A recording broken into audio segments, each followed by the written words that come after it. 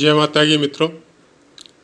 चंद्रमा और ज्योतिष, आज इसी विषय को लेकर मैं आपके सामने उपस्थित हुआ हूँ।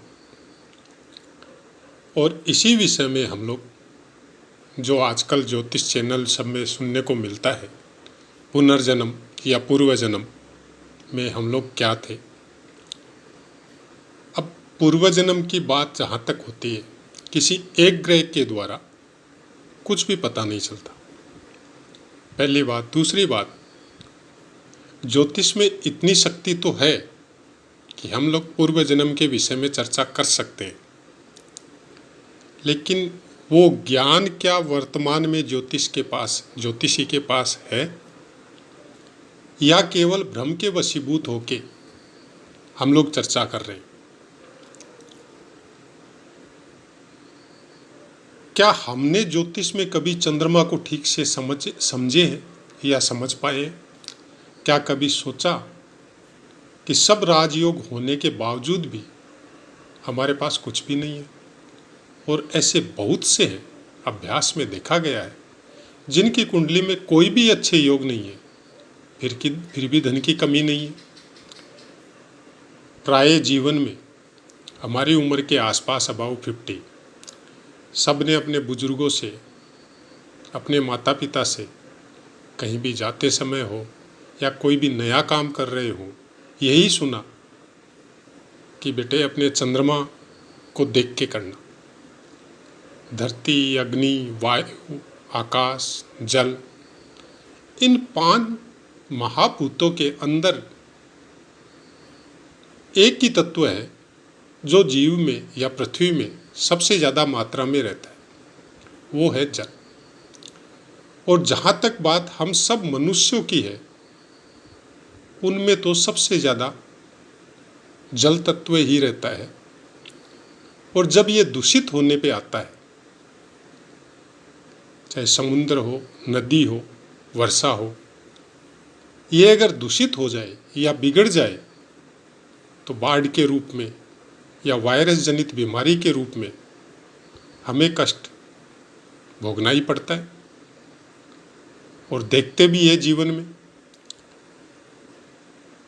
तो साधारणतया हम सोच भी नहीं सकते कि चंद्रमा की वजह से हम लोगों को कौन सी पीड़ाओं का फल भी मिल रहा है, हम लोग भोग भी रहे हैं और फिर भी समझ नहीं पा रहे। इसी तत्व को ठीक करने या रखने के लिए हमारे पूर्वजों ने समाज और परिवार में कुछ नियम बनाए थे, जिसके द्वारा हम इस तत्व पर कुछ कंट्रोल पा सकें। लेकिन वर्तमान में इन सब का पालन तो दूर की बात है, उन नियमों के बारे में बात करना भी हम लोगों को अच्छा ही नहीं लगता। चंद्रमा के विषय में जो कथाएं हमें सुनने को मिलती है, पुराणों के अनुसार हो या ज्योतिष में इसको समझना या समझाया गया हो, अपने मन को कंट्रोल नहीं रखने की वजह से ही भगवान भोलेनाथ ने इनको अपने सर पे स्थान दिया, मतलब शीश पे स्थान दिया। अब वो स्थान दिया न, इनके चरित्र की वजह से इनको बांध के रखा, वो सजा थी। ये किस तरह से हम लोग समझते हैं, ये हम लोगों के ऊपर निर्भर है। क्योंकि जब मन कंट्रोल में नहीं रहता है तो चंद्रमा को कितनी सजाएं भोगनी पड़ी है या कैसे कैसे श्रापों का सामना करना पड़ा है, ये आप और हम सब पुराणों में सुनते हैं। इसी बात को ध्यान में रखकर ज्योतिष के अग्रजों ने सामाजिक जीवन के नियम बनाए थे, जिनको नियम बोलना या नियमों पे चलना उन लोगों ने खुद चल के भी दिखाया था, और बहुत साल पहले तक हम लोगों के पूर्वज भी चलते थे। वो सब थे चंद्रमा को वश में करने के लिए। जैसे मैं 1-2 एग्जाम्पल दे देता हूँ आपको। सूर्योदय के पहले उठना, दिन में स्त्री पुरुष के समागम के लिए एकदम मनाही थी। सुबह उठते ही माता पिता या घर के बुजुर्गों को प्रणाम करना, कहने का मतलब यही है कि अपने मन को अगर आपने कंट्रोल कर लिया तो हम लोग अपने पुण्य कर्मों को बहुत अच्छी तरह से कर भी सकते हैं और उनके सुखों को भोग भी सकते हैं। चंद्रमा कुंडली में कमजोर हो, ग्रहण दोष हो या और कोई दोष क्रूर ग्रहों की वजह से या उनके मध्य में बैठने की वजह से जो प्राप्त होता है कुंडली में, उसको ठीक करना आसान है इन नियमों के द्वारा। लेकिन अगर चंद्रमा बलवान हो, वर्गोत्तम हो, अच्छे स्थान पे प्लेस हो, तो आपका मन जो है बहुत जबरदस्त बली होता है। और जब मन बली होता है तब उसको कंट्रोल में करना बहुत मुश्किल होता है। उसी वजह से उस समय में ये नियम बनाए गए थे।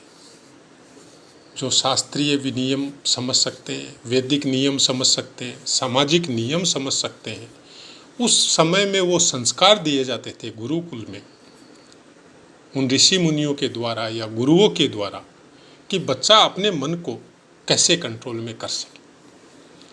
वो सब चीज़ें आज के समय में लुप्त प्राय, क्या मतलब आप भूल जाओ, वैसी हो गई। आज हम लोग उसी का खामियाजा हम लोग भुगत रहे कि जन्म कुंडली में बहुत अच्छे योग है, फिर भी उसका फल नहीं प्राप्त हो रहा है। अब जन्म कुंडली में अगर चंद्रमा को देखें, पूर्व जन्म को समझे, तो आज के जन्म को अगर हम लोग समझ लें कि चंद्रमा की वजह से हम लोग क्या क्या कुकर्म कर रहे हैं, कौन कौन से कर्मों को हम लोग कर रहे हैं मन के वशीभूत होके, जो मन में आया वो ही कर रहे हैं और फिर भी कोई चीज़ की कमी नहीं है। आप बड़े बड़े पैसे वालों को, उनके आचरणों को, उनके चरित्रों को देख के हम लोग समझ सकते हैं कि चंद्रमा बहुत बलवान है। क्योंकि चंद्रमा आपका डेली इनकम, धन की कमी नहीं होने देता, सुखों की कमी नहीं होने देता, लेकिन मन को कंट्रोल में वो भी नहीं करने देता। तो भोगता कौन है लास्ट में? मन भोगता है। जब हम लोग पूर्व जन्म की बात करें तो हम लोग अगर इसी जन्म में उसको समझे, हम लोगों के शास्त्रों में, वेदों में मरने के बाद में जो संस्कार किए जाते हैं, चाहे वो 12 दिन के हो, चाहे 1 साल के हो, चाहे 3 साल के हो, वो सब चंद्रमा की वजह से या चंद्रमा के लिए ही किए जाते हैं। क्योंकि मन आपका चंद्रमा है और शरीर शांत होने के बाद में मन को ही सूक्ष्म जीव माना जाता है। जो प्राण है, जो सूर्य तत्व है, वो शरीर से निकलने के बाद में वो अपने परम अंश में विलीन हो जाता है। उसके निकलने के बाद में मन मजबूर होकर निकलता है। मन निकलना नहीं चाहता है, उन सुखों को, उन भोगों को छोड़ना नहीं चाहता है, लेकिन उसको निकलना पड़ता है क्योंकि प्राण निकल चुका है।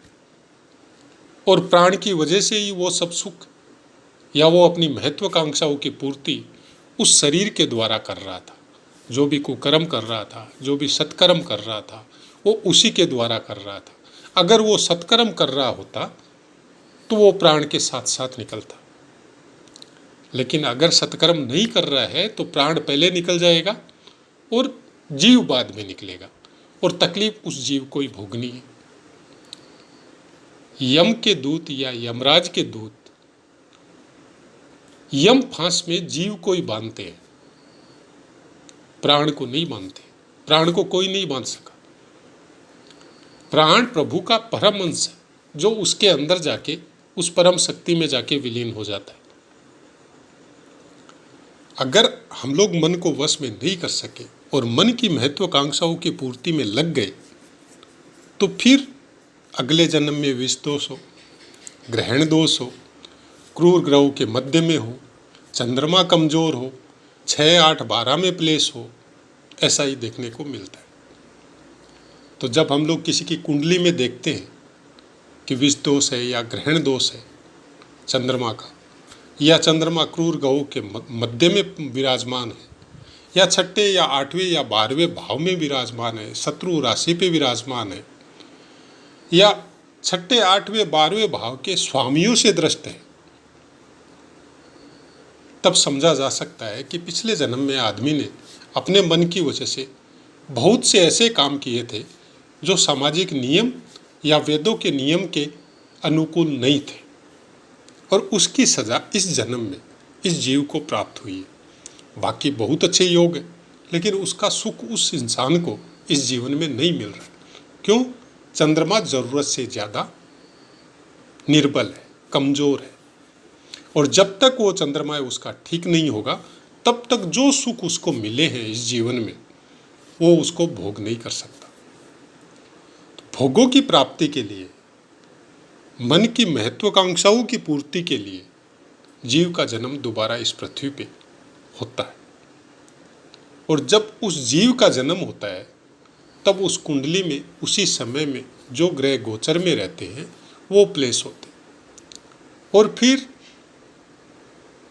डेली जो ग्रह चेंज होते हैं, चाहे डेली हो, चाहे महीने से हो, चाहे 1 साल 1.5 साल से हो, चाहे 2.5 साल से हो, उसी के अनुसार फिर उसका जीवन चलते रहता है। जब कमज़ोर चंद्रमा हो, बहुत आसानी से शिव भक्ति के द्वारा हो, चाहे आप चंद्रमा की भक्ति के या माँ की भक्ति के द्वारा हो, माँ के संस्कारों के द्वारा हो, चाहे आप कुछ ऐसे काम जो परिवार को करने चाहिए उस बच्चे के लिए कि उसको अकेला नहीं छोड़े, उसके मन में अगर कोई बातें घर कर रही है तो उसको बाहर निकाले और उसको पॉजिटिव वे दे, पॉजिटिव रे दे, उसके सामने कभी भी कोई भी नेगेटिव विचार या नेगेटिव थॉट वाली बातें नहीं करे, तो धीरे धीरे धीरे धीरे जाके उसका चंद्रमा ठीक हो जाएगा। अगर बच्चा 30 साल का हो गया तो वो फिर अपने चंद्रमा को, अगर कमज़ोर भी है तो वो कंट्रोल हो जाएगा। क्यों? एक ग्रह से जीवन नहीं चलता, बाकी और भी बहुत ग्रह है। अगर संस्कारों के द्वारा या अपने कर्मों के द्वारा या परिवार की पॉजिटिविटी रे के द्वारा सूर्य, मंगल या गुरु को ठीक कर लिया गया तो फिर वो अपना जीवन बड़े आराम से निकाल सकता है। वर्तमान में अगर आपका चंद्रमा ठीक है, बहुत ज़्यादा स्ट्रोंग है, तो इसका अनुभव आपको भी होता होगा कि आपके पास सब कुछ है और आप भोगों में रत हैं, जो मन में आया वो ही कर रहे हैं। आपको किसी चीज़ की इच्छा हुई, पैसे की कमी नहीं है, तुरंत जाके ले आए। और कुछ करना हो, अच्छा हो चाहे बुरा हो, चाहे कोई भी तरह का सुख हो, उसको प्राप्त करने के लिए जब जैसी इच्छा हुई आप जाके करने लग गए। चाहे ड्रिंकिंग हो, चाहे स्त्री सुख हो, चाहे घरेलू सुख हो, चाहे किसी को नीचा दिखाना हो, अपने धन की वजह से, अपने पावर की वजह से उन कामों को करने में आप 2 मिनट नहीं सोचते हैं, क्योंकि आपका मन आपके कंट्रोल में नहीं है। और फिर वही भोग, अगर प्रारब्ध के भोग आपको बहुत अच्छे मिले हैं और मन के कंट्रोल नहीं होने की वजह से आप जो मन में आया वो कर रहे हैं, तो वो प्रारब्ध के भोग एक सीमा तक चलेंगे, उसके बाद में तकलीफ भोगनी है। उसके बाद में वो जो चंद्रमा आपको बहुत अच्छा और बहुत स्ट्रोंग मिला था, उन सुखों को भोगने की वजह से आपके शरीर को अनासक्त बना देगा।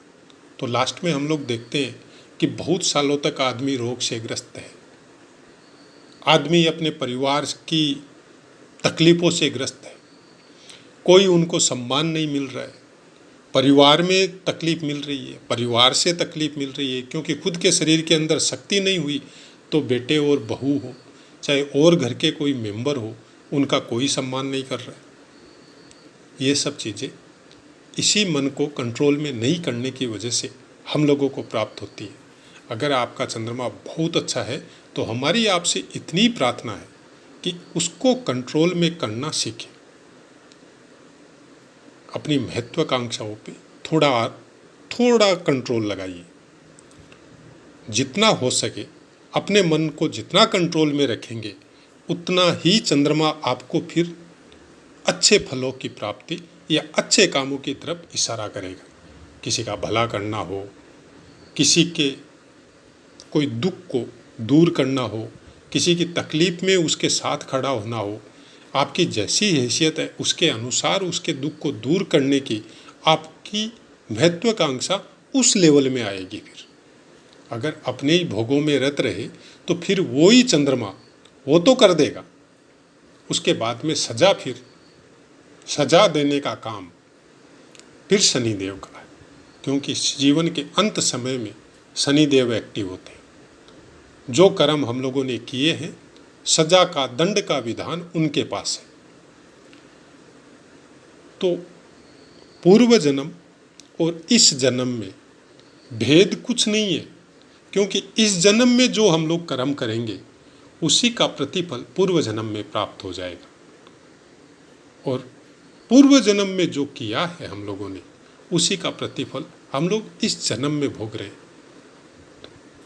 जितनी हो सके कोशिश ये कीजिए कि अपने चंद्रमा को या अपने बच्चे के चंद्रमा को हम लोग कैसे ठीक रखें। आजकल के समय में, वर्तमान समय में हम लोग पूरी तरह सबसे पहले अपने बच्चे का चंद्रमा ठीक करते हैं। अगर उसका चंद्रमा अच्छे ग्रहों के साथ है, गज केसरी योग के साथ है, शुभ ग्रहों के मध्य में है, फिर भी उस चंद्रमा को हम लोग ग्रहण दोष लगा देते हैं। क्यों लगा देते हैं? हम लोग कभी नहीं सोचते हैं कि चंद्रमा, जैसे आपका बच्चा, वो जब 2, 3, 4 साल तक वो चंद्रमा का ही रूप होता है, और उसको तुरंत टैबलेट हो, मोबाइल हो, कंप्यूटर हो, उसके सामने बैठा देते हैं। अब ये राहु का काम है, संचार उपकरण जितने भी हैं वो सब राहु के अधीन आते हैं। अब वो उसमें अगर बिजी हो गया तो परिवार से दूर हो गया, और जिनको कभी देखा नहीं, जिनके बारे में कुछ जानता नहीं, उनसे कनेक्ट हो गया, तो ग्रहण दोष तो वहीं से स्टार्ट हो गया। तो चंद्रमा मजबूत होगा कहाँ से? अगर आपका मजबूत भी है तो फिर वो अपनी महत्वाकांक्षाओं की पूर्ति के लिए ऐसे ऐसे उपक्रमों के, चाहे वो संचार के हो चाहे कुछ और हो, वो ऐसी ऐसी बातें सीखेगा कि जैसे ही मंगल की शक्ति उसके अंदर आई कुछ समय के बाद में, क्योंकि 12-13 साल का बच्चा होने के बाद में मंगल की शक्ति का प्रादुर्भाव होने लगता है, आदमी के शरीर का गठन होने लगता है, मांस मज्जा या रक्त की अधिकता होने लगती है। फिर वो 17 साल में जाके शुक्र तत्व का प्रादुर्भाव आपके शरीर में गैदरिंग होने लगता है। लेकिन चंद्रमा अगर अच्छा नहीं है, संस्कारिक नहीं है, उसको कंट्रोल में किया गया नहीं है, तो फिर उसका नतीजा वो बहुत गलत वे के अंदर लेके जाता है।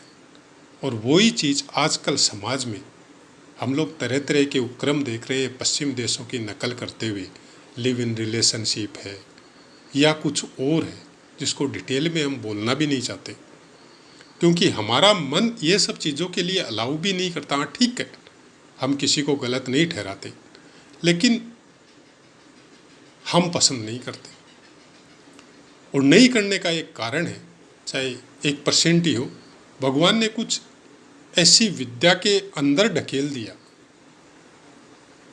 कि ये सब चीज़ देखते हैं तो मन में थोड़ा तकलीफ होता है कि अपनी तकलीफ़ों को हम लोग खुद आमंत्रण दे रहे हैं। अगर हम लोग इसको थोड़ा सा कंट्रोल में करें, अपनी महत्वाकांक्षाओं को थोड़ा सा विराम लगाए कि आज मन में एक चीज़ की इच्छा हुई कि कुछ लाना है, और तुरंत खड़े हो गए जाके ले आए, अरे भाई मत लाओ, इस पर थोड़ा अंकुश लगाना चालू करो।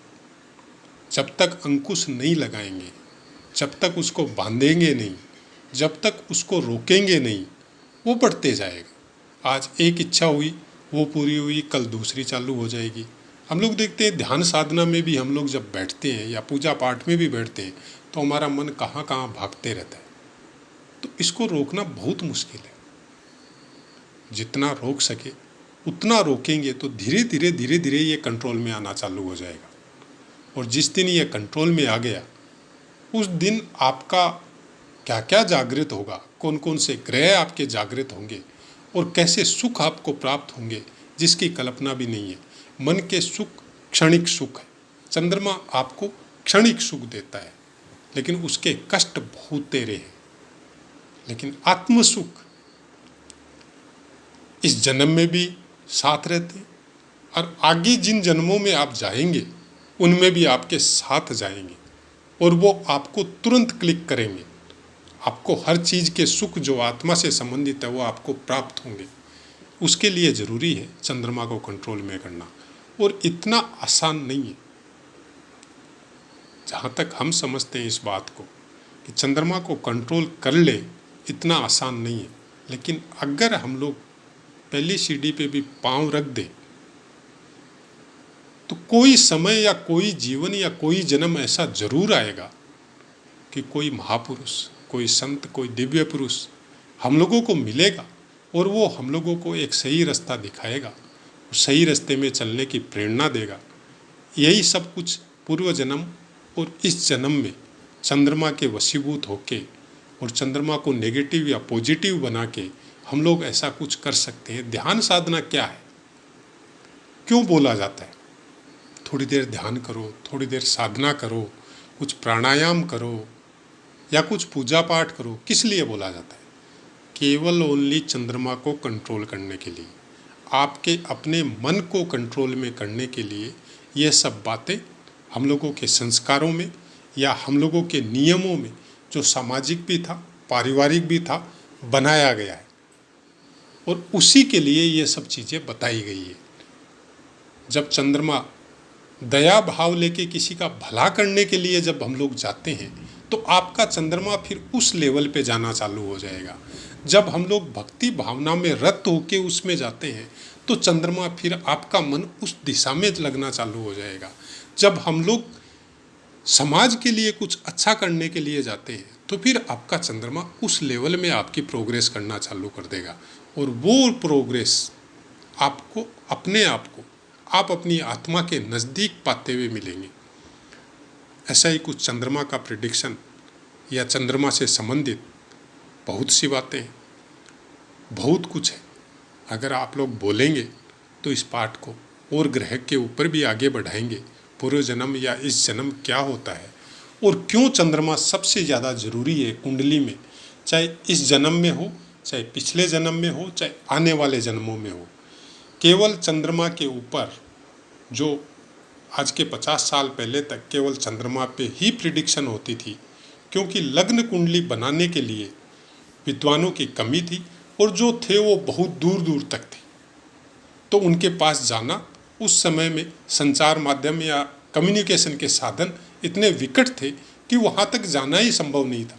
लेकिन फिर भी उस समय के विद्वान एकदम सटीक फलादेश चंद्र कुंडली के द्वारा करके देते थे।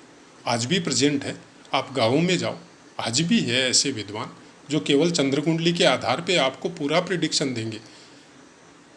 हम लोग आज संचार माध्यम हो, चाहे कंप्यूटर बेस हो, उसके द्वारा हम लोग लग्न कुंडली को ज़्यादा इम्पोर्टेंस देने लग गए, और जब देखने के लिए जाते हैं, उसके फलों की प्राप्ति के लिए जाते हैं, वो मिलते नहीं हैं। मिलेंगे कैसे? जब तक चंद्रमा को समझेंगे नहीं, मतलब जो जातक आपके पास आया, जब तक उसके बारे में आपको पता ही नहीं है कि उनका मन कितना उनके कंट्रोल में है, तब तक उस जातक का फलादेश आपके मुंह से सही निकलना बहुत मुश्किल होता है। तो ऐसी ही कुछ बातें हैं, आशा है आपको ठीक लगी होगी। अगर आगे बढ़ाना चाहते हैं इस चैप्टर को तो कमेंट ज़रूर कीजिए। हम कोशिश करेंगे इस विषय को जो हमने अपने जीवन में देखा है। हालांकि हम बहुत बार बोलते हैं कि ज्योतिष में हम कोई प्रकांड विद्वान नहीं है। ज्योतिष एक ऐसा ज्ञान है जिसका वर्तमान में हम दूसरों की बातें नहीं करते, हम अपनी बातें कर रहे हैं कि हम अपने आप को प्रकांड विद्वान नहीं मानते। हाँ, हमारा यह सबसे प्रिय सब्जेक्ट है। जब भी खाली समय होता है इसी के विषय में सोचते हैं या इसी को पढ़ते भी हैं, तो अपनी वाणी को विराम देते हैं, क्योंकि वीडियो की अपनी सीमा है, और आपसे आज्ञा लेते हैं। जय माता।